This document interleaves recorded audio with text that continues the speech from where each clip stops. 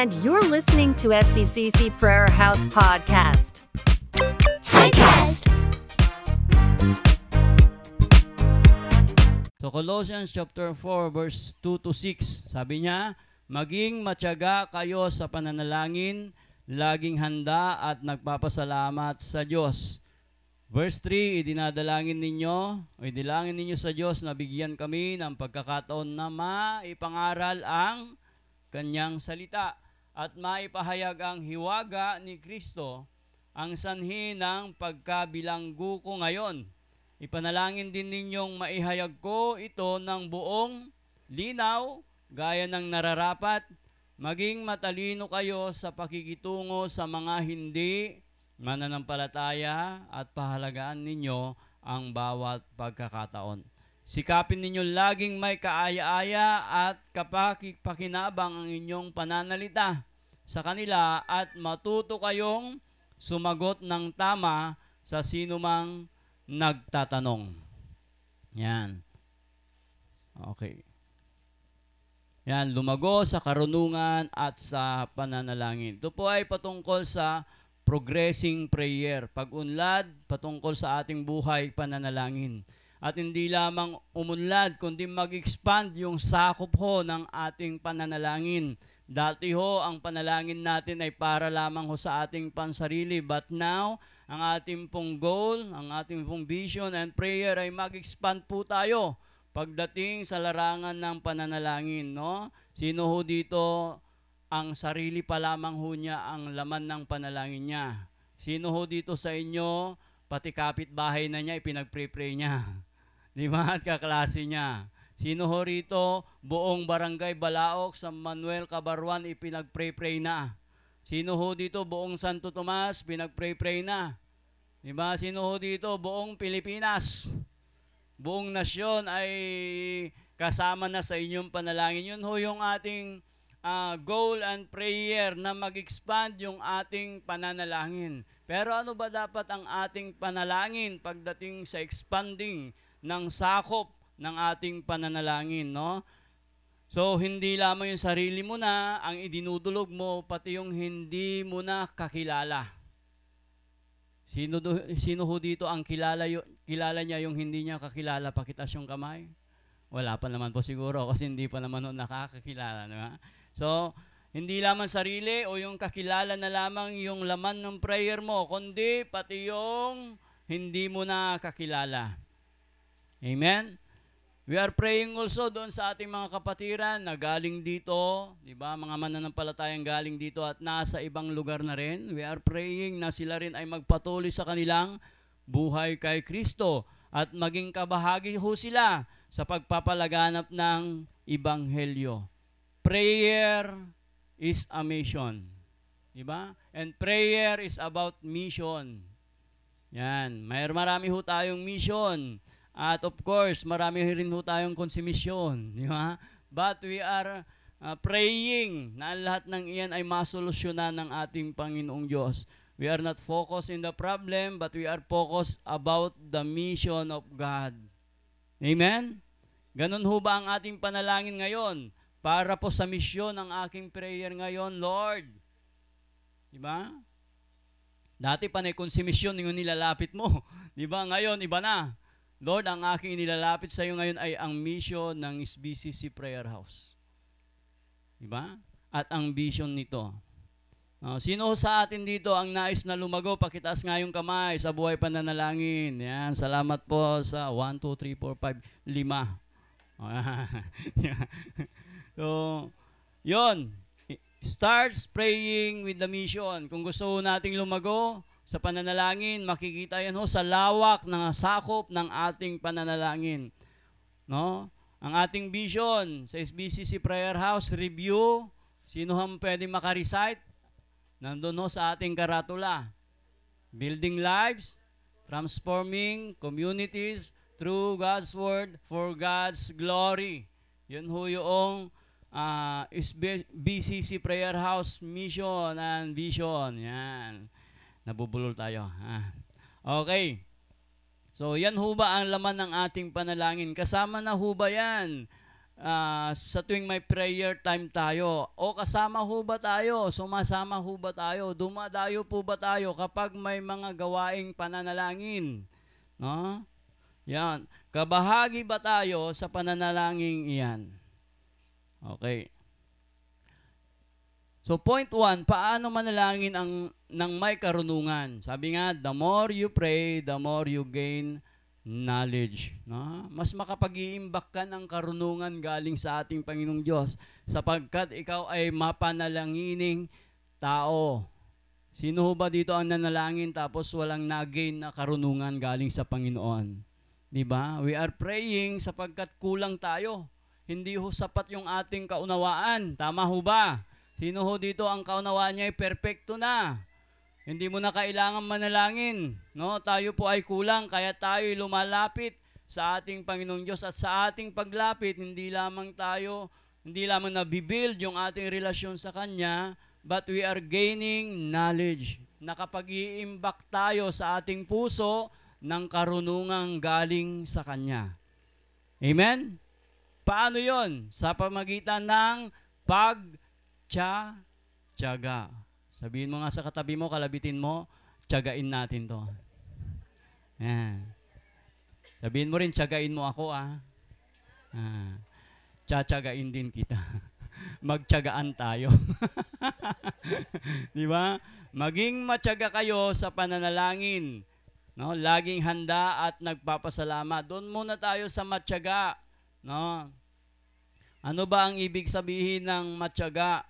Ilang beses ho ba na yan ay nabanggit sa kanyang sa New Testament, di ba? So maraming beses ho yan na nabanggit, I think mga 70 times na nabanggit ho yan yung salitang magtiyaga o matyaga, di ba? Ano ba ang ibig sabihin ng matyaga? No, sa salitang Grego ay kairos, di ba? Yan ho ang ibig sabihin niyan, the right or critical moment. Yung para bang staying in the same place, yung ikaw ay nananatili sa isang lugar, sa isang sitwasyon, at ikaw ay nagtitiis. Subalit nananatili, nagtutuloy-tuloy. No? Para bang keep on, go on. Di ba? At sa mga ibang salita naman, remain. Yan yung ginamit ni Jesus Christ doon nung i-explain niya, yung kanyang sarili na siya ang puno ng ubas. Abide in me. Ang sabi niya, manatili kayo sa akin. Remain in me. Sabi niya, yun po yung kaparehong word niyan. No? Yan ho yun. Pag sinabi nating matyaga, staying in the same place, in the right place. Diba? Kahit nasa critical na sitwasyon siya ay nananatili sa pananalangin. Ano bang ibig sabihin ng matyaga? It is describe hard work. Praying is hard work. No? Hard work pala ang pananalangin, hindi lamang po construction. Di ba? Ang pananalangin po is hard work. No, example lo natin si Jesus Christ himself. No? Talagang every ministry, hindi siya lumalarga na walang pananalangin. Ang daming mga oposisyon sa kanya, temptasyon, di ba? Mga sumasalubong sa kanya na problema, pero anong ginagawa niya? Lagi siyang nananalangin. No? Praying is hard work. Di ba? Sino ho dito nagsasakripisyo, makasama sa pananalangin, naglalakad, di ba? Kahit na ulan, pumupunta, nakikipanalangin kasama ang mga kapatiran, hindi ba't hard work yan? Tama? Pag sinabing tiyaga, hard work. Amen? Di ba? Even Jesus Christ, sabi niya, agonize. No? Nagkaroon siya ng fervent prayer sa Gethsemane. No? Ibinuos niya lahat ng kanyang paghihirap doon. Di ba? Tama ba yung spelling ko? Gethsemane. Yan. Mali ho yung computer. Yan. So, Jesus himself agonized. Kaya nagbigay siya nanalangin siya na marubdob na panalangin nung siya ay nasa bundok ng Gethsemane. Kaya naman si Apostle Saul, sabi niya, matyaga kayo sa pananalangin. Diba? Praying is hard work. Mahirap manalangin. Pero kailan ho masarap manalangin? Kung kailan tinatamad kang manalangin. Yun ang pinaka-the best na oras na manalangin. Because praying is hard work. Maraming sakripisyo ho dyan. Diba? Apostle Paul, sabi niya, magtiyaga kayo sa pananalangin. Sinasabi niya. Then, pray with awareness. Pag sinabing awareness, yung para bang mayroon kang pakialam sa mga nangyayari sa paligid mo. Sino ho dito ang walang pakialam sa nangyayari sa paligid niya? Nasusunog na yung kapitbahay siya. Parang wala pa rin, nanonood ng pelikula. Di ba? May na-aksidente na sa tapat ng bahay niya, no? Tinignan lang niya. No? Hindi siya aware sa nangyayari. And sabi niya sa ibang translation, mangagpuyat kayo. Sino ho dito ang laging puyat? Yun, si Geisler daw, nagtaas ng kamay. O so, sinabit lang yung kamay. No? Mangagpuyat kayo. Saan tayo nangangagpuyat? Sa ML? Panunood ng TV? Diba? Kundi magtiyaga kayo, mangagpuyat tayo, laging handa sa pananalangin. Pag sinabi natin laging handa, sabi niya sa ibang translation, be watchful o be watch. Diba? Kailangan may awareness ho tayo. Ano yung konteksto nito? Parehas lang ho ba yung ginamit ni Jesus Christ? Ang sabi niya sa kanyang mga disipulo, mangagpuyat kayo, manalangin kayo, para hindi kayo matukso ng kaaway o madaig ng kaaway. Parehas lang ba yung proposition ni Apostol Pablo rito? Tapos, sabi niya, laging handa. Ano yung lagi tayong handa? Ito ay patungkol sa pananalangin na every time may dumating na prayer request sa atin, kailangan aware tayo. Kapag may nag-text sa ating SBCC group chat, pag-pray po, si Ma'am Rupa may sakit po sa puso. Diba? Kailangan lagi kang handa.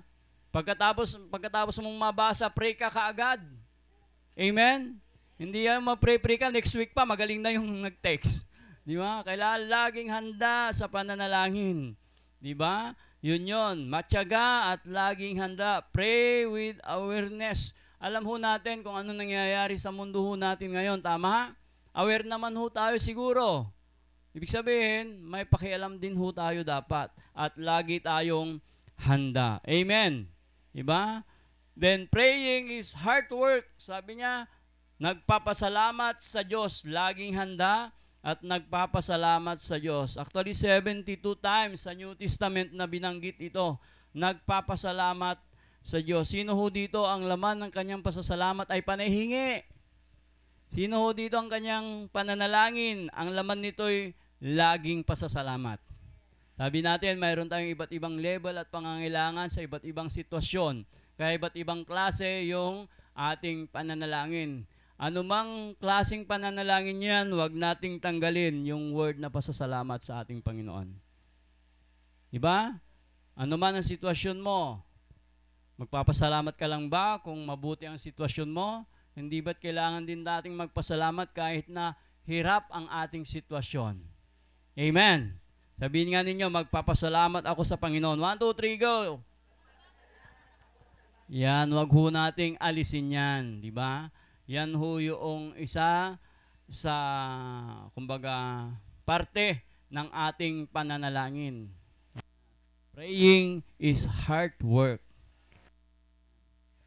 Pangalawang points ho natin, sino ang mga ipinapanalangin ho natin? Dapat. Sabi natin, it talks about progressing prayer, expanding the scope, yung sakop ng ating pananalangin. Hindi na lamang yung sarili mo o kilala mo, kahit na yung hindi mo na kilala, ipapanalangin mo na, no?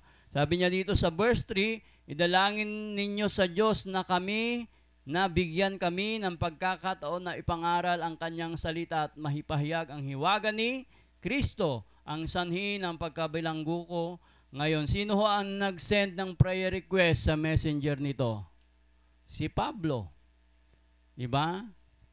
Nag-send siya sa mga Church of Colossus. No? Nag-send siya sa group chat nila. No? Pwede ba mga kapatid, inilangin nyo kami? Ibig sabihin yung kami may kasama siya. Hindi lamang siya nag-iisa. At ang panalangin niya ito, di ba? Na bigyan kami ng pagkakataon na maipangaral ang kanyang salita at maipahayag ang kanyang hiwaga. What a prayer request. Ang ganda. Tama. Ang prayer request niya is to expand the gospel of Jesus Christ. Diba? Na mabigyan sila ng pagkakataong ma-share, no, yung salita at maipahayag ang hiwaga ni Kristo. Sapagkat yun ang sanhi ng pagkabilanggo ko ngayon. Hindi ba't pinapatigil si Apostol Pablo sa kanyang paglilingkod? Ilang beses siyang kinulong at ilang beses siyang pinagtangkaan ng buhay, matigil lamang siya sa paglilingkod at pagpapahayag patungkol sa hiwaga ni Kristo. Pero sabi niya, no, hindi ako titigil. Magpapatuloy ako. Kahit na ito ang maging sanhi ng aking pagkabilanggo o pagkawala ng buhay sa mundong ito. Ganon si Apostol Pablo. Ang prayer request niya, no, mabigyan ng pagkakataon siya kasama ng kanyang mga kasama na sila ay makapag-abot ng mga hindi pa mananampalataya. Yun din ho ba ang ating panalangin, Lord? Tulungan niyo po ako, Lord. Gamitin niyo po ako. Gusto ko pong umabot ng mga taong hindi pa nakakakilala sa iyo, nang wala pang relasyon sa iyo. Tulungan niyo po ako, Panginoon. Ganun ho ba ngayon ang ating panalangin? Yun ho ba ay laman ng ating panalangin? Lord, sa isang araw, praying, no, na kahit isang kaluluwa, no, isang hindi pa nakakakilala sa iyo ay madala ko sa iyong paanan. What a prayer request. Ang prayer request niya hindi para sa kanyang sarili. Tama? Kundi para sa paglawak ng ibanghelyo ng ating Panginoon Diyos. Amen. Ipinalangin din ninyong maipahayag ko ito ng buong linaw gaya ng nararapat. Mahirap hong magpaliwanag. Kaya ang sabi ni Apostol Pablo, panalangin nyo kami, ipanalangin nyo ako, na nawa maipaliwanag ko ng maayos, ng buong linaw, gaya ng nararapat. Galing, no? Yung prayer request nyo, no? Hindi lamang umabot, kundi yung kanyang sasabihing mga salita o ipapahayag kailangan malinaw at nauunawaan ng kausap. Amen. Diba? Sino ho dito maraming minsan pagdating sa pag-abot ng mga ibang hindi pa mananampalataya? Diba? No, minsan, Pastor, hindi ko po yan kaya, nauutal po ako, bulol po ako, boyoy. Diba? Po ako, hindi ko po kayang umabot. Baka pagtawanan po ako kapag nagsalita po ako. Di ba? Ay, yung mga iba naman, may kabansahan. Hindi mo yan kaya, mantol. Hindi mo. Ba ako, may aman po ako. Di ba? Pero may imposible ba sa ating Panginoon? Wala. Di ba? Walang imposible na sa susunod na linggo palit na yung microphone natin. Nawawala na eh. Di ba? Yan, di ba? So, hindi mahalaga ang kapansanan o kakulangan. Di ba? O ano pa mga yung buhay. Basta, Lord, ang nais ko po makaabot ng ibang taong hindi pa nasa iyo. Gusto ko, Panginoong Diyos, na maipahayag ko ng buong linaw ang iyong mga salita gaya ng nararapat. Di ba? At i-approve ng ating Panginoong Diyos. Bakit? Yan po ay God's will. Amen? Di ba? Una, ang ating mga ipapanalangin, preacher. Sino ho dito nananalangin kay Tatay Luis? Yan. Sino ho dito? Ito yung prayer yun si Tatay Luis. Ito ang prayer yun, check mo ito. Di ba? Sabi nga, preacher. Di ba? Mga missionaries. Mayroon ho ba tayo mga missionaries? No? Sabi niya dito, idalangin ninyo sa Diyos na bigyan kami ng pagkakataong may pangaral. Apostle Paul is a preacher and missionary, di ba? Ang kanyang salita at maipahayag ang hiwaga ni Kristo. Di ba? Yung sinasabi niya rito. Panalangin natin yung ating mga preacher. No? Sapagkat ang pagpapala ng ating Panginoon Diyos dumadaloy sa mga tagapagturo, papunta ho sa inyo. Kapag hindi nyo ipinag-pray ang mga pastor ninyo, ako ba dapat ang mag-preach dito? Dapat membro, no? Mag-pray natin si pastor, hindi si pastor nagsasabi, no? Pero ito yun, di ba? Pray for the preacher, pastors, missionary, di ba? Yan ang buong linaw namin maipahayag, no? Ang salita ng ating Panginoong Diyos gaya ng nararapat. Siyempre, pag-pray din natin yung mga prayer partner. Mga prayer in the ministry, partner in the ministry. Sino ho dito may prayer partner na? Di ba? Sana ay mayroon ho tayong prayer partner sa umagang ito. Yan, na ipapanalangin mo yung katabi mo. No? Magpapanalanginan kayo. Diba? Sabi niya, maging matalino kayo. Sino yung kanyang mga kausap? Sila. Yung hiningan niya ng prayer request. Sabi niya, maging matalino kayo. Hey. Maging matalino kayo sa pakikitungo sa mga hindi nananampalataya. Ito po yung kanyang command, no? Sa mga prayer partner, partner in the ministry, no? Mga kasamahan niya, na kapag sila ay humayo, sabi niya, maging matalino kayo sa pakikitungo sa mga hindi nananampalataya at pahalagaan ninyo ang bawat pagkakataon. Amen? Sabihin nga ninyo, maging matalino. 1, 2, 3, go. Pahalagaan ang bawat pagkakataon. Diba? Yun ang bilin ho ni Apostol Pablo sa kanila. Sikapin ninyo laging maging kaaya-aya at kapag-ipakinabang ang inyong mga pananalita. Kapag may mga kausap ba tayong unbeliever o wala pa kay Kristo, kumusta ho yung ating pananalita? Kumusta ho yung buhay natin? Kumusta ho yung ating pakikitungo sa kanila? Matuto kayong sumagot ng tama sa sinumang nagtatanong. Hindi yung kapag humarap ka sa hindi mananampalataya, no? Ay anong nangyayari? Diskusyon ang nangyayari. Imbis na mawin mo siya, malos mo pa yung tao. Di ba? Kaya ang bilin ni Apostol Pablo, maging matalino ka. Maging matalino kayo, no? Sa pakikitungo. Sikapin ninyo maging kaaya-aya. Pag sinabing kaaya-aya, ito yung isang ingredients, no? O asin sa pakikipag-usap, kailangan maging kaaya-aya. Huwag naman yung mga masasakit na salita. Kapag humayo ka, magbago ka na, makasalanan ka. Hindi mo ganon. Dapat may asin naman. Ay, bro, alam mo ba na mahal ka ni Lord? Sinakripisyo niya yung kanyang buhay para sa iyo at para sa akin. Tayo'y mahal ng ating Panginoong Diyos. Binigay niya yung kanyang anak. Di ba? Para tayo ng isang ganap na buhay sa piling niya.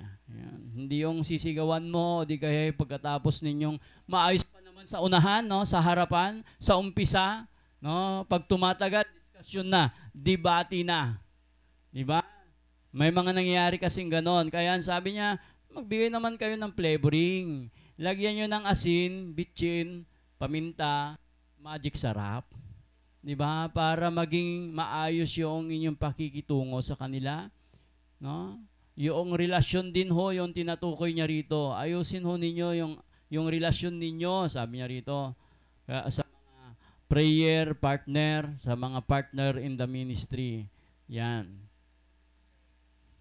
Okay.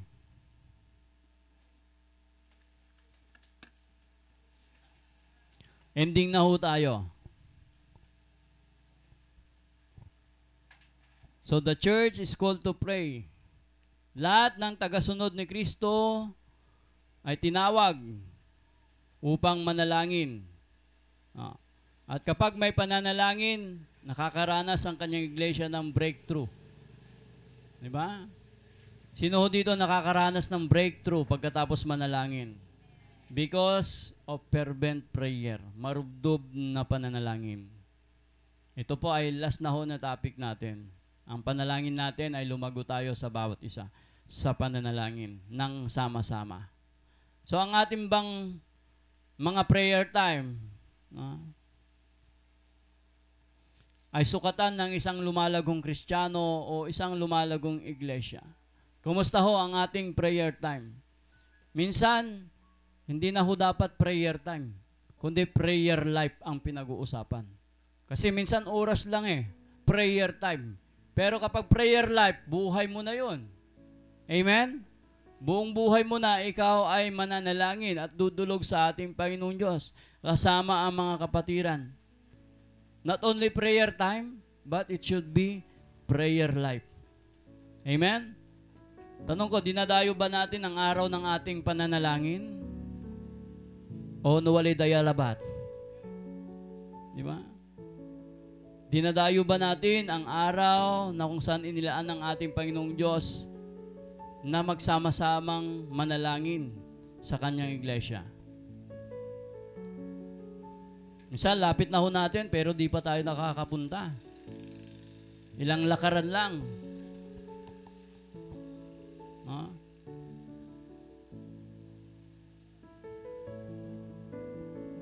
Nakakalungkot kapag ganoon.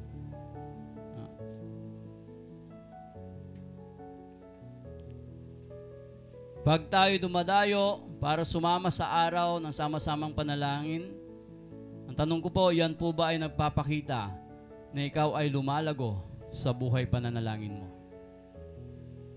Kung sukatan, no? Kung susukatin mo, kung gaano ka nakalalim, kalago sa buhay Kristiyano, sa pananalangin, sukatin mo na lang ang buhay mo sa pananalangin. Lumalago ka ba? Sukatin mo sa iyong buhay pananalangin mo.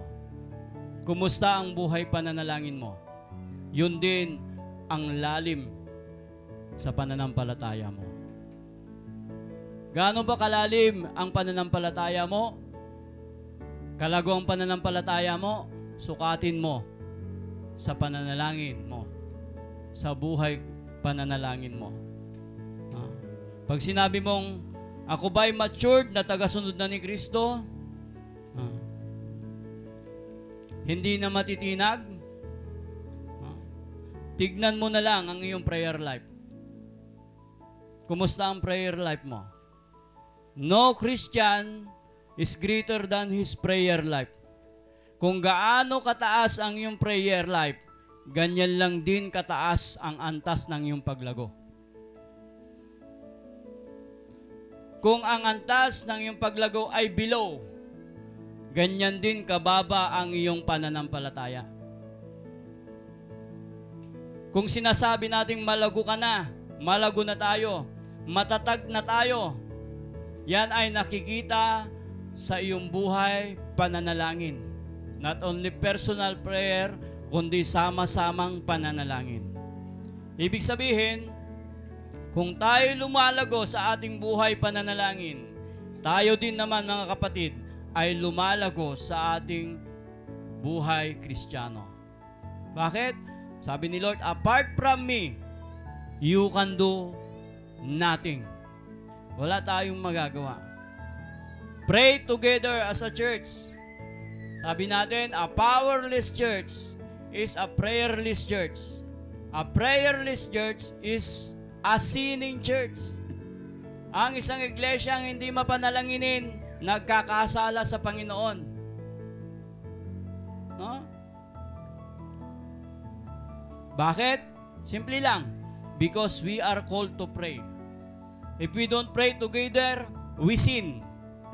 Sinasayang natin yung pagkakataong ibinigay ng Diyos para sa sama-samang panalangin. Binigyan ho niya tayo ng pagkakataon para magsama-samang manalangin, not only in your personal daily devotion o daily prayer. Binigyan niyo tayo ng pagkakataong ang ating mga kapatiran ay makasama manalangin. Sasayangin ba natin iyon? Ang ating panalangin ay buhay na dapat natin. Diba?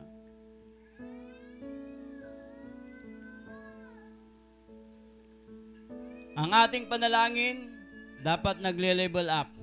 No? Sino po sa inyo ang panalangin niya ay ganoon pa rin? But simply change your attitude. Baguhin natin ang ating ugali.